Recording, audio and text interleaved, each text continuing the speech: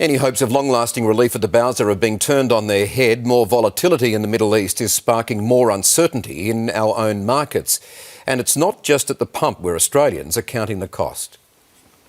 Just as petrol prices were returning to normal, bombs in the Middle East again threatened to rattle Bowsers in Australia. Unfortunately, chaos is the new norm when it comes to the Middle East. And it's not just Iran. Ukrainian attacks on refineries and ships have halved Russia's diesel production, world oil prices back on the rise, and petrol here likely to follow, sending transport costs higher and grocery prices with them. Anyone who goes out and buys a coffee today would know that it's more expensive than it was before the start of the war. Asian share markets today jumpy, most falling with the ASX following them down. I suspect it's going to be a long, tough ride, and that could result in bouts of volatility for investors and also potentially bad news for motorists if the oil price continues to trend up. Watching closely is the federal government as it considers extending the 16 cent a litre fuel excise cut beyond this month.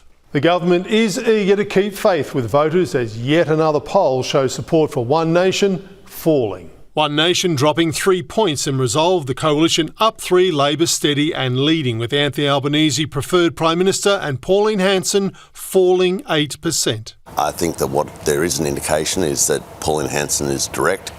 She doesn't try and gild the lily. She's straight down the barrel with what she says. Her straight talk on monoculture and with British right-wing activist Tommy Robinson now turning voters away. One Nation is now down from its high point in Newspoll, Redbridge and Resolve, confirming a trend that began with Pauline Hanson's National Press Club address and has continued during her controversial UK visit. The good news for Angus Taylor, those leaving One Nation seem to be going back to the Liberal Party. Most of those voters are women and migrants, not impressed by Pauline Hanson's opposition to paid parental leave or her monologue on monoculture. Thank you, Mark Riley.